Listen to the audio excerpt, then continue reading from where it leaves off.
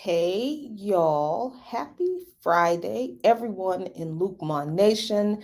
Welcome to People's Power Lunch in Lukeman Nation, the Freedom Friday edition of People's Power Lunch in Lukeman Nation. If you're watching on Black Power Media, you are watching on the most dangerous platform on social media. That's Black Power Media. And it's me, Jackie Lukeman, People's Prophetess.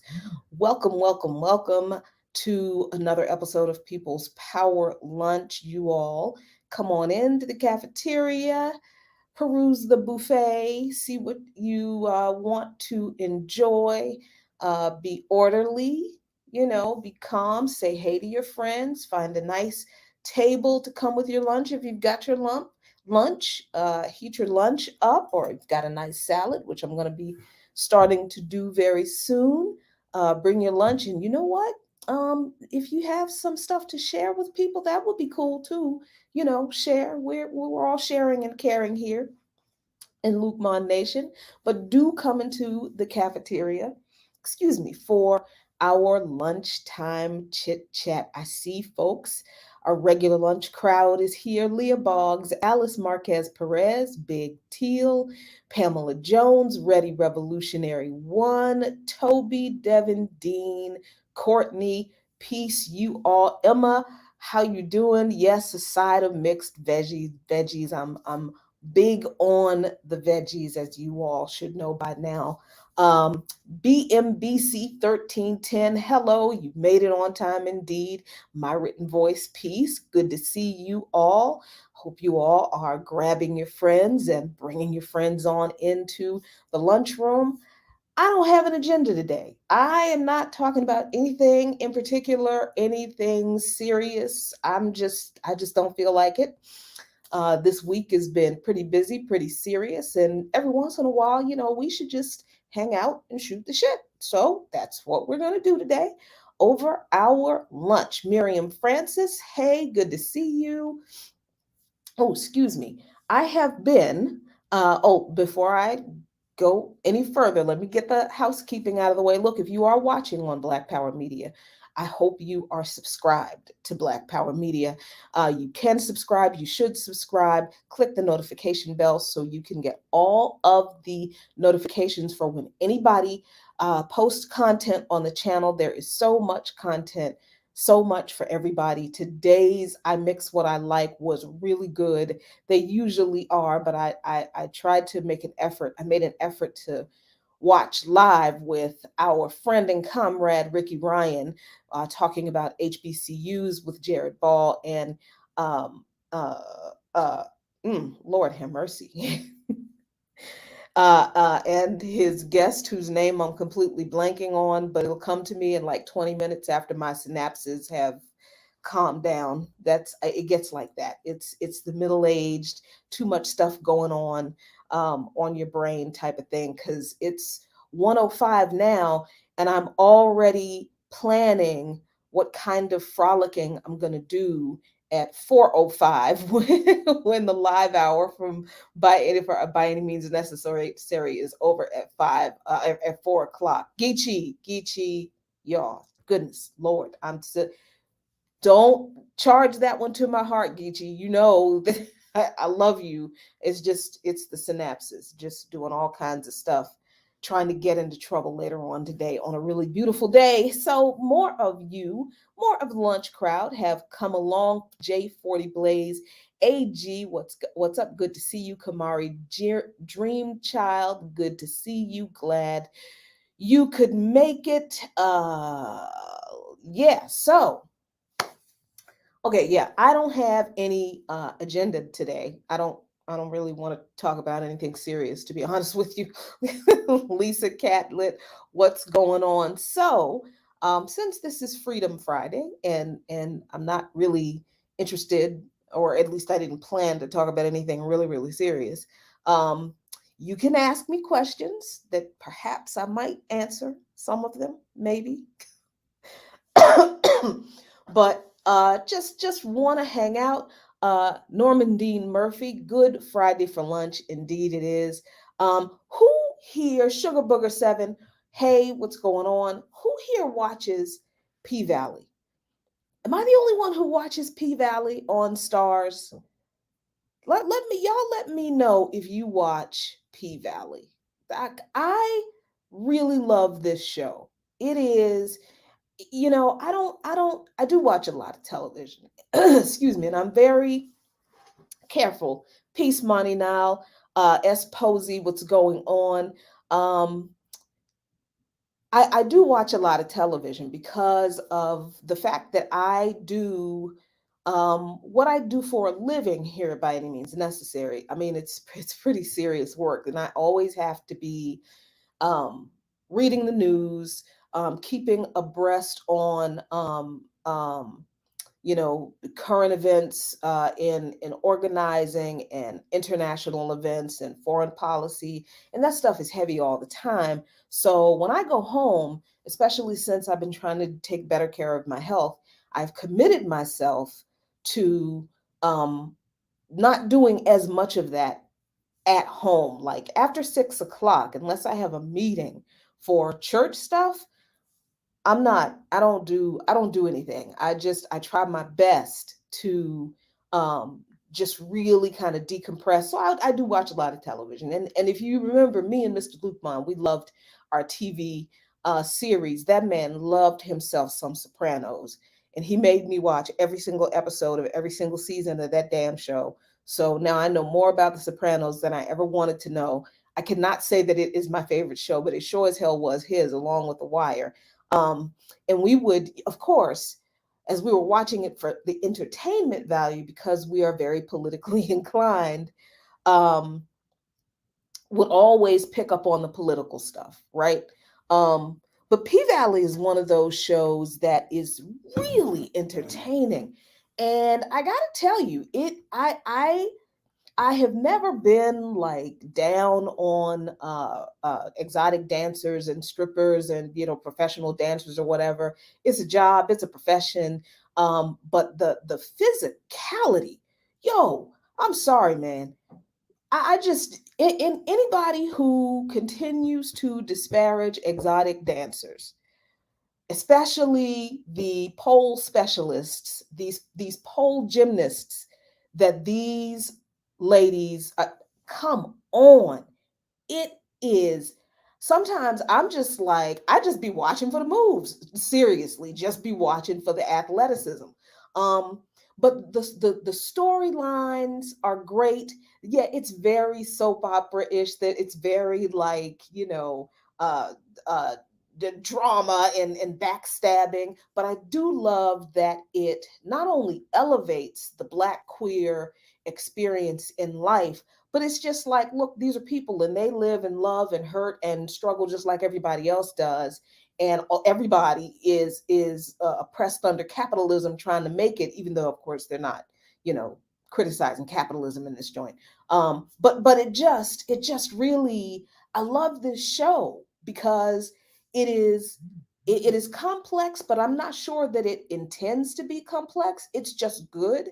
And I think they intended to tell a story, or the writer intended to tell a story of people that people have marginalized before, and have, when they've tried to tell the story of exotic dancers and quote unquote sex workers or whatever, they've told those stories in a very exploitative kind of way, or a very moralistic kind of way. And there's none of that. I don't see that. I see the way people are portrayed in the show, in some of the storylines, as looking down on the people who are working at the Pink, the strip club. But when you see the stories of the women, of the strippers, and the queer owner, the trans owner, I'm not, I don't believe Uncle Clifford is actually trans. I'm not sure, but he is queer.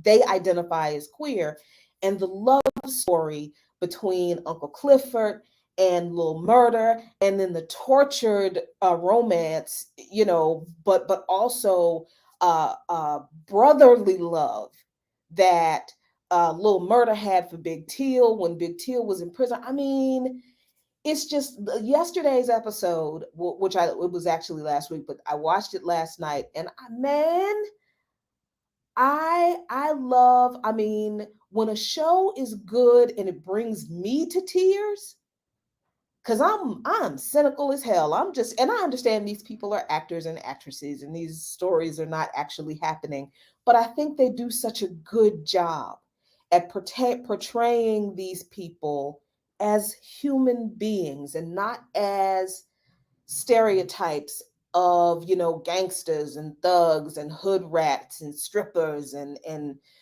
you know I it was just a really good show last night. It was so tragic. And I actually did cry watching the episode. So I'm glad I'm not the only person who watches P Valley and appreciates the show for what it kind of represents. I really do enjoy um, having that insight into a part of um, people's lives that I wouldn't have had before. And it does like kind of expose the different ways that people who are already on the margins are pushed even farther off um, by the system that doesn't provide for them and the things that they have to do to survive in the midst of all of that, which are even, which are like super exploitative. But I love, oh, this I can't miss this part. I love that this show does kind of juxtapose the hypocrisy of like over the top exploitative like the performative black Christianity with the genuine African spirituality of hoodoo, that one is the way one is used by one particular character clearly to not only undercut her own daughter and destroy her daughter's dreams, but to enrich herself, even as she herself was the victim of sexism in the church. And then they show another character who is a practitioner of voodoo, and it is just done in such a powerful and woo. I love the show. I really do. If you have not checked it out, I think P Valley is really dope. I is it a perfect political representation of the Black experience in those categories? No, but I actually think they do a pretty good job of not portraying already marginalized people in a more marginalized, exploitative way for the sake of entertainment. I feel like P Valley is like entertainment, but it really does a good job at telling human stories in all of their different complexities. I just really love it. So let me see what y'all had to say. What y'all have to say about P Valley. So Sugar Booger P Valley is on Stars. You can get Stars on a lot of streaming services if you do not have cable. I don't have cable. We cut the cable years ago, so we have Roku, and we get our streaming services through Roku. I also ended my subscription to Amazon Prime, so which it will actually expire in December. That's how they do. They keep you on the hook for like a year. So I have until December to watch The Boys, the latest season of The Boys. Um, so we get our premium subscriptions through the Roku streaming service, but you can get it through other kinds of streaming services too. Um, I recommend it. I recommend it, Yipper. Uh, there's nudity. Oh, and this is the other thing I love about the show. There is nudity of everybody. Everybody's nude. Everybody naked. Men, women. There's sex. There is straight cis sex. There is gay cis. There's sex. There's sex because you know why human beings have sex. That just and even the sex scenes are not like, to me, they're not like pornographic. They're not exploitative. They really are just showing human beings being human beings. and bonding in a physical way. I love the show. I love it. It's emotionally, yeah, it's a roller coaster ride emotionally. Let me see what else y'all had to say. This is a great point, Big Teal. Last week's episode was good at examining how Mississippi Crookaletta got with her abusive white husband. I I I gotta tell you, she Keyshawn, the character Keyshawn, I'm trying not to give too many spoilers when I'm talking about the show, because I want you all to watch. Keyshawn, I didn't have a whole heck of a lot of sympathy for her last season, but of course, seeing that last episode, I was like, dang, that's pretty bad. And now things have gotten worse. So, I'm hoping, I'm pulling for Keyshawn. I really am. I'm pulling for Keyshawn, and I'm pulling for Diamond to step up, because I understand he was mad at Keyshawn, and rightfully so, for what he did in last season. I understand. But Diamond clearly still carries a torch for Keyshawn. So I need him to tap into that voodoo spirit and help him to help Keyshawn get out of that situation, so them two can be together like they supposed to be. So they can be together. That's what I want. So yeah, that's a great point. Um I saw the picture of your lasagna, Lisa, Miss Lisa Catlett, that you're not sharing with. Anyway, man. Oh, let's see. Sugarbook is having popsicles for lunch. Yeah, I mean, I got to tell y'all, just for gaining a new respect for pole athletics alone, you gotta watch P Valley. These girls, these women, these ladies, they are no joke. They are no joke. And what they do, there is no shame in that whatsoever. That requires skill, athleticism, and talent.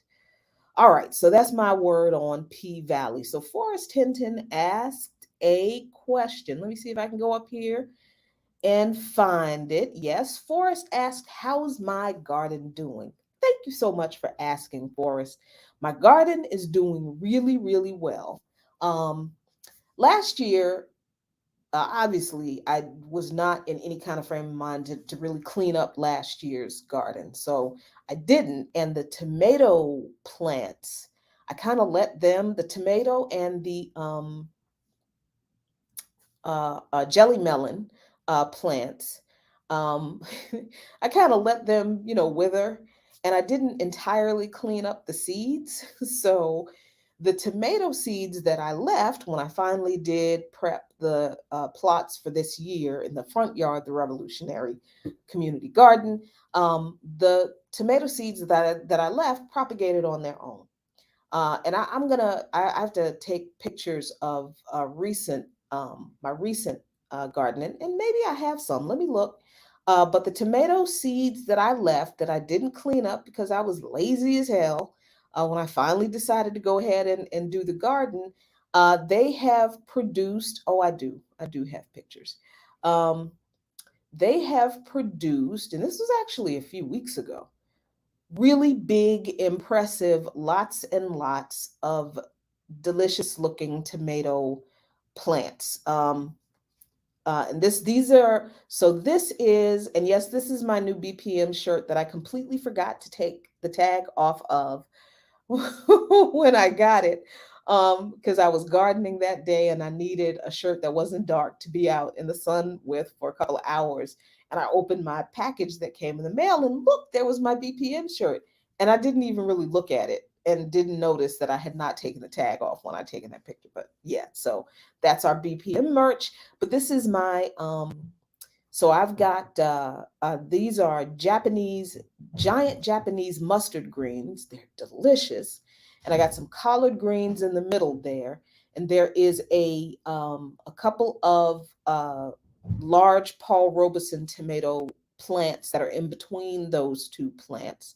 And let me see. There you go. These are the cherry tomato plants that the seeds just grew on their own, and they're even bigger than that. This was taken a few weeks ago, last month. They're even bigger than that, and they now have lots and lots of delicious little cherry tomatoes on them. I'm just waiting for them to ripen. There you go. This was when they first started coming in, the little cherry tomatoes. Here's some more. And this was, when did I take these pictures? This was a few weeks ago. This was last month when I took these pictures. So those tomato plants are much bigger now. It's actually several tomato plants clumped together. I didn't even thin the things. I didn't even, when they started sprouting, I didn't even, thin them out. I was just like, okay, cool. That's good. I didn't have to do anything else. So a funny thing happened when I was walking home. Oh, and I have eggplant, some carrots, and cucumbers. The cucumbers that are in between. I planted like two groups of cucumber plants because my cucumbers, I've not been successful with cucumbers over the past few years. Um, and I have squash and zucchini. My zucchini, I've got flowers on the zucchini and the squash, no fruit yet. Fingers crossed, because last year I had a lot of squash and they were delicious. My cucumbers, I've not been successful with cucumbers over the past few years, and I've not been able to figure out why. So so I planted two groups of seeds. One group of seeds I planted in between the tomato bushes. So that cucumber vine is actually producing flowers, which means I'll have cucumbers soon. The big one that is next to the in the plot with the greens, that is really really big, and I need to take more recent pictures. I'll do that today and post them. Um, it's a bunch of leaves and no flowers yet. So this is gardening though. This is gardening, especially when you're like in the city, um, and you're surrounded by chemicals. Thank you, AG, planting cucumbers in the shade. So that would explain why the cucumbers that are in the shadow of the tomato plants are doing well and have uh, flowers, and the cucumber vine that's out in the sun isn't. Thank you. So I'm going to put a little screen. I've got some green mesh that I'm going to put over the cucumber vines to help them predict, because I want cucumber salad this year. I want cucumber and onion salad this year. I want it bad. And I want cucumber and tomato sandwiches. I want that bad. I want it bad. So that's what I'm doing. And thank you. Yeah, I did not. Thanks for that, because the sun in the front yard it's all day. It's all day. It's very hot. It's very intense. There is no shade. So thank you very much. All right. So let me see what y'all have to say about gardening. Mm-mm-mm. Ooh, I love that. I love that. Ecology without class struggle is just gardening. Absolutely true. Now, um, I am a big advocate of gardening. I love gardening. I love planting things. I love playing in the dirt. I encourage everyone to do that, because there is a and I didn't always believe this, but I grew up on a small farm with my grandparents planting like a quarter acre of vegetables. And at one point we had cows. At one point we had pigs. At one point, we had chickens, but my grandmother and grandfather always planted like this garden of vegetables, and that's how they fed their kids and their grandkids. And everybody in our community in rural Jarrett, Virginia, everybody had a garden like that. Not everybody had livestock, but everybody pretty much grew their own food because they were poor, right? And they had to. So for them, it was survival and it was a necessity. But for people like me who can go to the grocery store all the time and get all of my food, there is this reconnection with my ancestry, I think, with my heritage of farming, that I get from this, because everything I know about gardening, I actually remembered from what my grandmama did, you know? And now that I remember it, the patch of yard that next to the house was very, very sunny, and my grandma never grew cucumbers. She never grew cucumbers because it was too much sun. Now that I see, so how to plant, how to prepare the soil, what fertilizer to use and what not to use, all that stuff I learned from my grandma. How to can, I actually know how to can, but I'm terrified of canning because of the pressure cooker. And if anybody had parents or grandparents who used to can using the old school stovetop pressure cooker with the clamp lid and the gauge, my grandma would she would can, and we would eat food that was grown in the summer all throughout the winter. And she would so I know how to do it, but she would always warn, don't play with the pressure cooker. Stay away from the stove with the pressure cookers on. And when the pressure cooker would start to whistle, then I mean, she could be anywhere in the house. She could be on the phone. Oh my God, hold on. I got to go turn this. I got to turn this stove down on the pressure cooker, because with a pressure cooker like that, if the pressure got too high, that joint would explode. And it was literally like a bomb.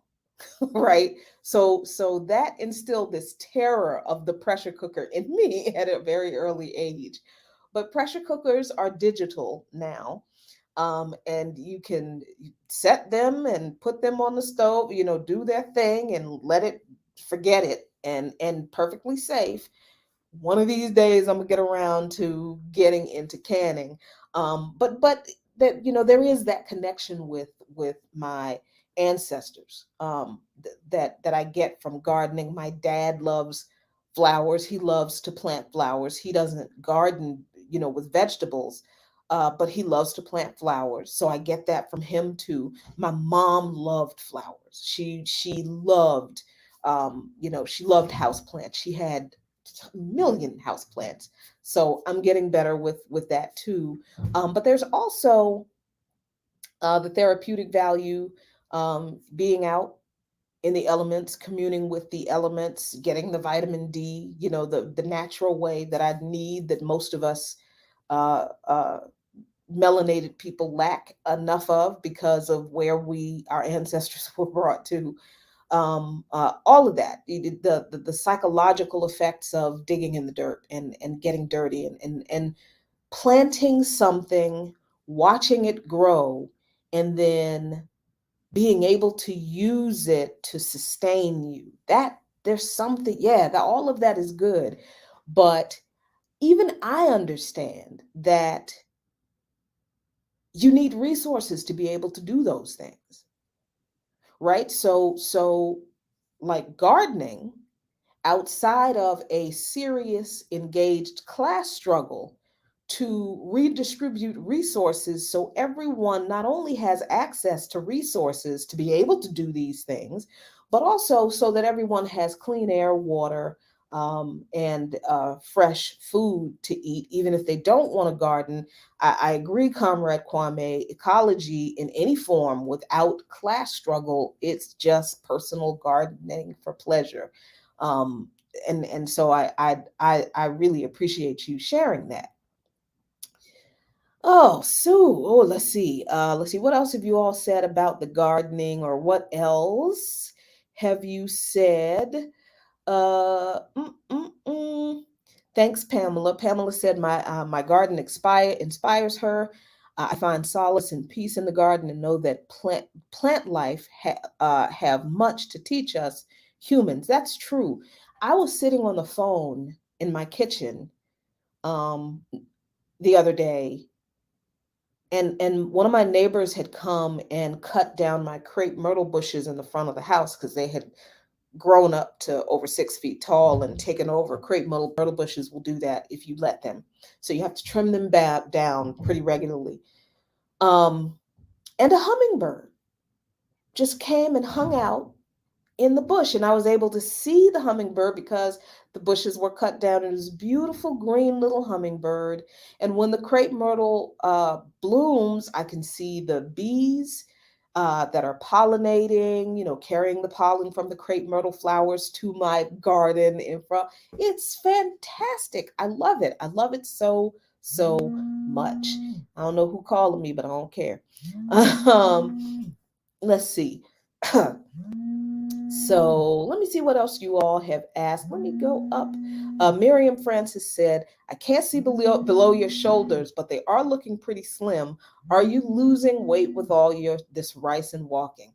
Yes, I am. I actually am. I'm losing some pounds, and I'm not afraid to tell you that when at my heaviest I was 236, and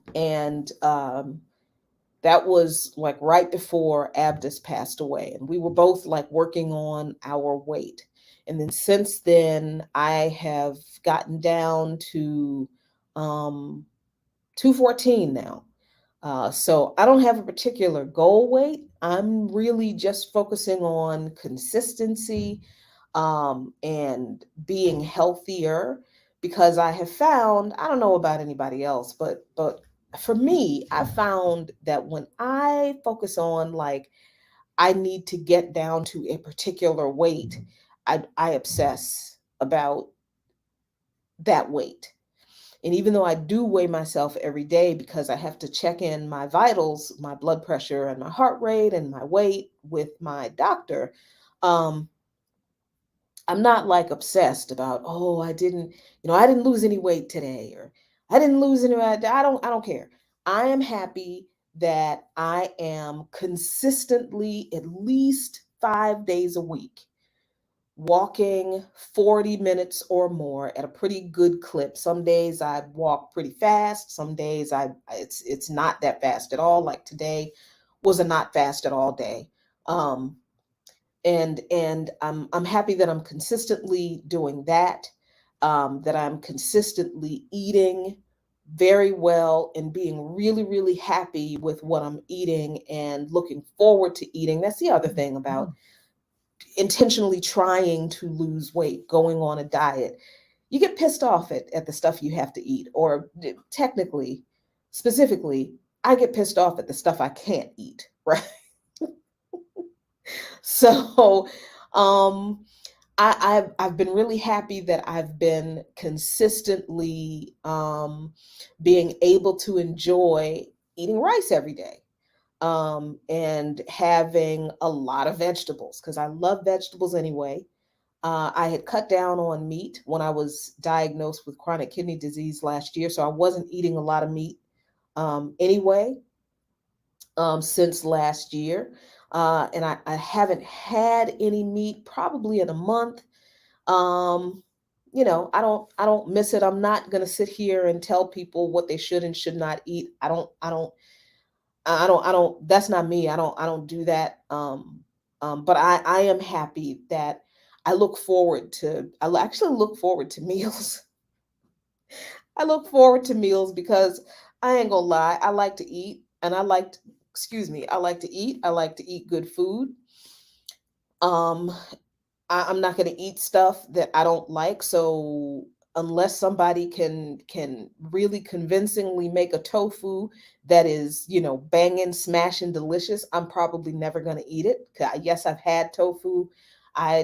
People I know it's a consistency thing. I've had the firm tofu. It's a consistency thing. I'm not going to eat it. So, um, you know, so I'm just really happy that I've been able to get healthier and consistently enjoy the journey of getting healthier. That's what my goal is. I want to, whatever I have to do in regard to these kidneys, if it's being on dialysis, if it's eventually preparing for a transplant, I want to do everything I can to live as long as I can. All the knowledge that I didn't have before now, I can't do anything about that. I can do what I can about what I know now. So yeah, I am working on getting healthier. And the thing I have been having a difficult time letting go of is, honestly, to tell you the truth, is cheese. the vegan cheese is good. I like the vegan mozzarella crumbles, and the what is it? The Violife um, cheddar slices. Is it the cheddar slices or the slices? The Violife provolone slices are delicious, especially with a cheese and tomato sandwich with some Duke's mayonnaise. What? Mm, that sounds like dinner. Oh, look at what y'all just did. Mm-mm. So yeah, cheese. Cheese is the thing that I've had a difficult time letting go of, but I found a little bridge with some of the vegan cheeses. But every once in a while, I just got to have some cheese. But other than that, I am getting healthier. I'm feeling really good. Um, I tried nutritional yeast, Pamela. I maybe I need to give it another try, but mm, mm, maybe I'll give it another try. But yeah. Okay. Let's see. Thanks, Alice, but I'm also not going to be making my cheese. I'm not. Here's so let me explain. So let me tell you, like I work a lot and I work hard. And I always have. And that's not like a pat on my back. Ooh, yay, Jackie. That's just kind of a reality. Sean is always telling me that like so you do what? You get up and do 2 hours with Black Power Media, and then you do the show, and then you do an hour, for lunch, and then you do the live out. What? And I mean, it's just kind of how I am. I don't as that's just kind of how I am. I mean, I'm the monster that Abdu Shahid Lukman created. This is what y'all got. Um, so I know that there is a need and a utility to be able to do those kind of things. And I think one day we're all gonna have to know how to do these kind of things. But yo, I'm not fitting to go home and make some cheese. Can I just be real? I really just want to go to the damn store and buy some cheese and just eat it. I mean, I grow vegetables. And actually, I know how to sew, but I'm not going to do it because it requires additional work. But now I'm feeling like there are some cute things that I want in African and bold prints that I'm not able to find. So maybe I need to start sewing my own stuff again every so. I'm just when I get home, y'all, yo, I'm tired and I ain't doing it. That is honestly the truth. Oh, you all are mentioning my Mallorca's cheese. Yeah, I like that. I tried theirs too. I like theirs too. That now the vegan cheeses. Let me tell you, this is why we can talk about these things, these options, and it's great that we have them, but they are more expensive than the processed cheese. So again, we're having these conversations about the things that we can do and should do to be better and live healthier and all this kind of stuff, but we're saying this in a capitalist system where these things are more expensive, and people who make less money than we do can't afford them on a regular basis. They're like treats and special. You see what I'm saying? So I mean, all of this is all the struggle. I want everybody to have all the nice things that are good for them all the time. I want socialism. I want vegan cheese under socialism. you know you know what I mean? I want all these good things under socialism for everybody to have these things. So I want community gardens under socialism. That's what I want. I want that. Yes, I want all the things under socialism for all the people. So yeah, so for real, that's just I'm just gonna be honest. I am not a homesteader. I am, because of Abda Shahid, I'm a halfway prepper. So our basement, like studio pantry, is like full of canned food. And I always keep adding more because I do eat it from time to time. Um, and we have a stock of rice and some pasta, dry goods and beans and that kind of stuff. I'm gonna start putting some water in there because just in case, because you never know. That was that dude's mantra. You never know, girl. You never know. We might not be able to go to the grocery store. Something might happen. Something might happen. Yeah. So it's good to know how to do these things. But I gotta tell y'all, I ain't fitting to make my own cheese. I'm just not. When I want a tomato and cheese sandwich, I want to go to the grocery store or go to the refrigerator and open the refrigerator and pull a slice of cheese off and put it down. I'm just telling you the truth. I'm just telling you. I'm just being real. Because everyone deserves leisure and we should not have to work for a decent quality of life. That's how I kind of look at it. Like I have the homesteading books on how to do all of these great things to be self-sufficient. Yeah, okay. But I also don't want to work on top of a job to have a decent quality of life. And I'm just telling you, sometimes I really just want to go home, have a glass of wine or two, and a tomato and cheese sandwich and watch P Valley. That's what I want to do, you know. So, all right. So, what else y'all got to say? What else you get? It's true. It is true that dry beans are less expensive than canned beans, and they are better for you, obviously, than canned beans because they're not processed. I have an instant pot. I call it an Instapot. I know it's not Instapot, but it's Instapot to me.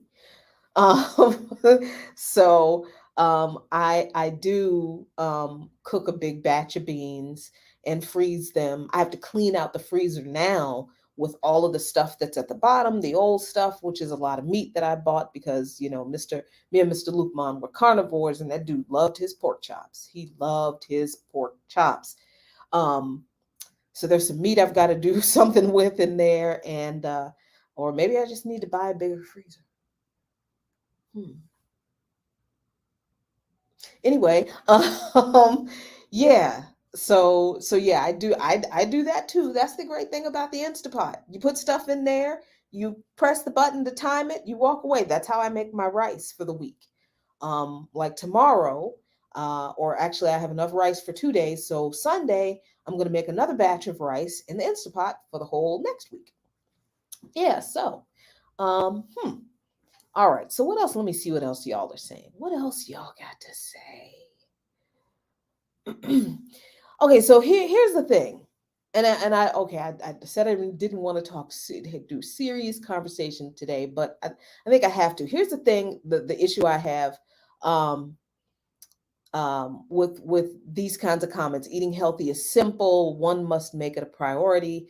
And this is something I think we're going to talk about a little bit, that we always talk about actually on Black Economically Speaking tonight at 7 o'clock with Dr. Linwood Tawheed. We are having that show tonight. Very excited because we're going to trash that uh, Invest Fest foolishness some more. And we're going to talk about some data from that shows that Black people spend more money on stuff that's not Jordans and entertainment, like people keep claiming. And the reality of what Black people spend our money on, and the fact that we have so little money, is where I kind of have a problem with the way we talk about diet and healthy eating and that kind of stuff. Um, we assume that everybody has access to the things that we have access to. Yes, Yipper, Black Economically Speaking will be on Black Power Media and Lupon Nation on Facebook and YouTube at 7 o'clock tonight. Um, and forgive me, y'all, because I accidentally said the other day that Burn It Down with Kim Brown was coming on the other day. I thought the other day was Friday. See, I told you my synapses are all over the place. Not no, Burn It Down with Kim Brown, I believe, is tonight. Um, so I want us to stop coming to these conversations about people eating healthier, um, is easy for people because everybody doesn't have access to the same things that we who are able to do some of these things have access to. And even though I think some people realize that, the way we have these conversations are really kind of elitist, and we shame people without realizing what we're doing, I think, which is why I stay away from telling people that, oh, all you have to do is, eating healthy is easy. All you have to do is make it a priority. Eating is a priority. Surviving is a priority for poor people who are making minimum wage, living in a food desert, and the only store that sells food anywhere in their proximity are dollar stores that don't have fresh vegetables. Now, those dollar stores may have a freezer section where they have frozen vegetables, so there's an option. But I think somebody in the chat earlier today said something about, it's easy to, you can get a rotisserie chicken and, eat for a week.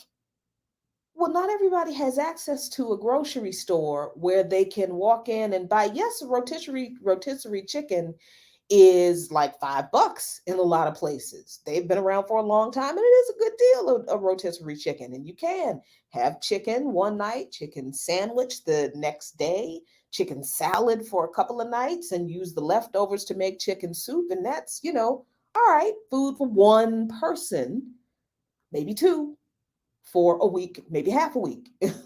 but we're operating when we say things like that off of the assumption that people have access to a store where they can get a rotisserie chicken in the first place. People just aren't. A lot of people just aren't. Right? And I mean, then we're operating on the assumption that everybody has access to the ability to cook those kind of meals, prepare those kind of meals, store those kind of meals. Right? And I'm not at all saying that we should not encourage people to eat better. I just know that for me, whenever people would tell me that I wasn't eating well, or come down on me about eating meat, the way people came at me just turned me the fuck off. And it wasn't that, people didn't have a right to say what they were saying. Of course they did. But I just think if we really want to engage in a conversation to help people make better choices or different choices, or guide people along a path to some kind of change, we can't shame people for the choices they make, what they're doing now. Number one, because we have no idea what people are faced with in reality. And number two, my mind has never been changed by somebody beating me over the head about what I'm doing wrong. That's not that I think that is true in organizing in general. I think that is just as true in organizing as it is when we're talking about, helping Black people to be healthier. I just think it's true. And I know that's really hard, because once you realize, like me, like for the past month, I have not used salt.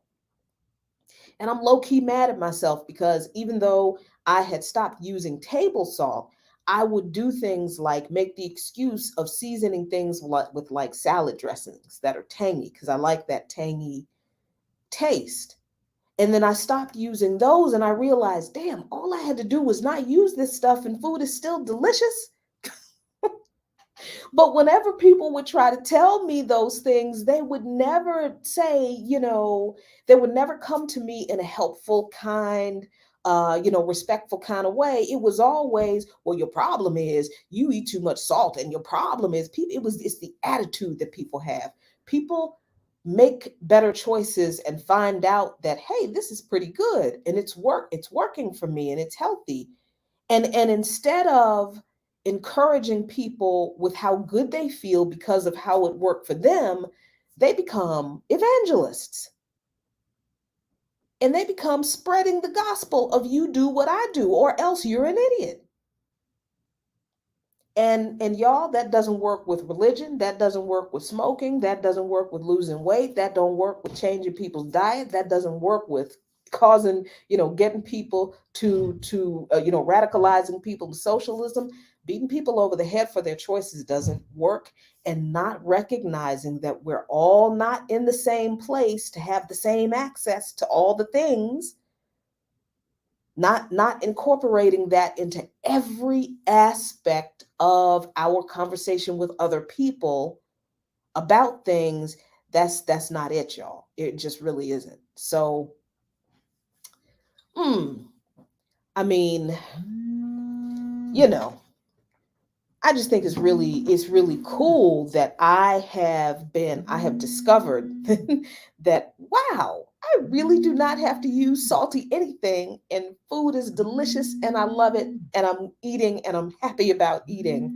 And I'm just like mad at myself that I ate all these salad dressings that were full of sodium that didn't help me. They were tasty, but they actually hid the taste of food. So yeah, I see people do that without the intention of doing that. I know that a lot of people don't intend to do that, because what I think people, that comes from a place of passion, and it does come from a place of love. I know it comes from a place of love for our people and wanting to our people do more than just, um, you know, barely survive uh, everything that we are going through, and really truly thrive, and honestly outlive these Bamas, and yes, all that. And I know that it is that the urgency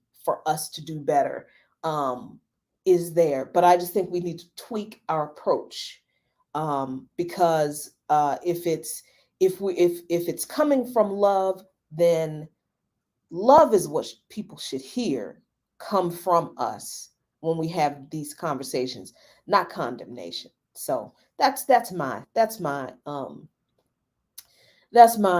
contribution, my serious comments for today. Y'all know I can be real salty and real petty and real pointedly, digging people's ass every once in a while too. But you know that I'm a big mushy sweetheart, and I love my people. Some of my folks know I don't love: the Condoleezza Rices and the Herschel Walkers and the yeah, those them Bamas I don't love. The Killer Mikes and the Black Capitalists, I do not love them. Loves them not. But my people struggling under the oppression of this system, and the oppression of the misleadership of those folks, yeah, I love my people. So I try really hard to convey that love. When I found something life changing for me, and I would like for other people to maybe give it a thought. So okay, and oh, by the way, um, I was able to kind of satisfy that weird, like, tangy desire that I have, because that really, I don't have like a sweet tooth. I have a salt tooth. I really love tangy, salty tasting stuff. I was able to satisfy that with lemon and lime juice and vinegar, really. And it's just so mad at myself for all the years. I'm just like putting salty shit on shit, and all I needed was some lemon juice and particularly limes. Really, really tasty, really tangy, delicious. All right, so before I close out, let me go back up and see what you all has to say. Ah, mm-mm-mm. Let's see. Oh, thank you, Oracle. This is great. The Oracle at Defi says, I learned earlier on that you have to preserve a person's dignity before you can help them. That's the thing, yo. That's it right there. I want us to see and respect the dignity of every single person that we come in contact with, even the folks we struggle with. And I say this as somebody who reads the listservs on in my or one of my organizations, and I'd be looking at some of these people and some of the stuff they write, and I'm like, I never want to meet you in person. But I have to check myself and I have to see the dignity in those people. I have to respect their dignity, even if politically, ideologically, they wrong as two left shoes and we may have to part ways at some point. But I still have to see the dignity and the humanity in every person. That should, I think, temper the way my response comes out. But trust, there comes a point when some people keep clowning and you just got to let loose with both barrels. But initially, okay, I'm gonna try to respect your dignity, but keep acting ass. I'm gonna treat you like the ass you are. That's just Jackie's rules. All right. this is a it's a good point, King Hercules. Here's the thing: no matter what you eat, you still gonna die. I hate to be that sounds so morbid, but it is funny. That's the thing. Like the point is to have a better quality of life. So for however long I am here, I am going to depart this mortal coil. I'm gonna leave this flesh behind one day and transcend and be with my baby, be with my Abdus and my mom and my grandmom and my ancestors in the ancestral realm. But I want to hold that off for as long as I possibly can and, have a lot of fun and do a lot of work and meet a lot of people and spread a lot of love for as long as I can until that time comes. But honestly, no matter what you do, you're going to die. You just don't have to make it easy and make it happen faster. That's a good point. Oh, let's see. I hope so. I hope so. I hope this is not satirical. I hope so. I hope we are helping people. I hope this is a platform, this show helps people. Let's see. Mm, let me see what else. What else? What else? What else? Mm. Yeah, and wine, wine. I do like wine. I am careful. I don't overindulge, but I like my Riesling, and I'm particular about my wine. Look, as we come to a close, I'm gonna admit I'm kind of bougie about some stuff. I'm real particular about some stuff. Don't mess with my wine. I don't do cheap wine. I'm sorry. I will if okay, if all you have is Sutter Home, okay, I'm gonna drink it. That's true. It's I only I that's true. But for me, I have discovered a wine called Black Girl Magic that's made by the McMichael sisters, I think. Black women winery. Their Riesling, fire. Absolutely delicious. I love it. That is basically all I drink. I do like their red. It's okay. It's all right. I like Apothic Red too. That's kind of nice. But I'm a little bit bougie with my everyday, not every day, but my regular wine drinking, because that wine is like $20 a bottle. So, and I don't even care because I like it and I'm gonna drink it. So, drink what you like. I'm saying you live one time, you only get one life, and it is not every day. So, yeah. All right, let me see. What's going on this weekend? Leanne, my boo. Hey, honey. Yeah, I'm very excited because I think I'm going to be visiting my girl and my mini me girl, Angie and Leanne in England at the end of the year. And I think I better get on these tickets while they are cheap. And I believe my boo is coming to visit soon. I'm so very excited. Good to see you on. Oh, let me see. Let me see. Let me see. What else? What else? What else y'all got to say? Mm. Iapo Yapa says it took me decades to break my addiction to sugar. Decades. I finally broke it, and oddly, I didn't even realize I'd done it until after I did it, and I wasn't even trying. That's cool. That is dope. I don't know that I'd necessarily had addiction and have an addiction to sugar. I like sweet things, but I've never been like I need to have sweet things. Like if I have a bowl of fruit, I'm really happy. Throw a little bit of ice cream on there, cool or not. I never liked chocolate anyway, so I never, every once in a while I gotta have, like, I'll get a craving for cake, and I'll get, a piece of lemon cake, something like that, with a little butter pecan ice cream. And of course, it's butter pecan ice cream because I'm a middle aged Black woman, and for middle aged Black people, the only ice cream that exists is butter pecan. So, but other than that, that's not even, a regular thing. I eat fruit pretty much every day. So that satisfaction for something sweet is almost pretty much, it's that's pretty much, satisfied. And if I have an urge for dessert after dinner, I'll have like a bowl of granola with a banana, and I'm pretty happy. I just started geeking out on really yum food. So all right, y'all. Oh, that is so sweet. What a wonderful way to end this show. What a wonderful thing to say. I know she watching, but that was a sweet thing to say. We should all be addicted to a sweet person in our life. I know I'm addicted to talking to y'all. I really am. This is really cool. I appreciate you all um, sharing this platform with me, sharing this time with me, sharing your lunch with me. This was really great. Look forward to tonight, 7 p.m. Blackonomically Speaking with Dr. Linwood Tawheed. By Any Means Necessary starts right now, 2 to 4 p.m. Eastern Time on SputnikNews.com. Click on the antenna to listen live. And at 3 o'clock p.m., go to rumble.com/C/BAM Necessary to see Sean Blackman and myself during the live hour. And today's live hour guest is none other than the Dr. Sharice Burden Stelly.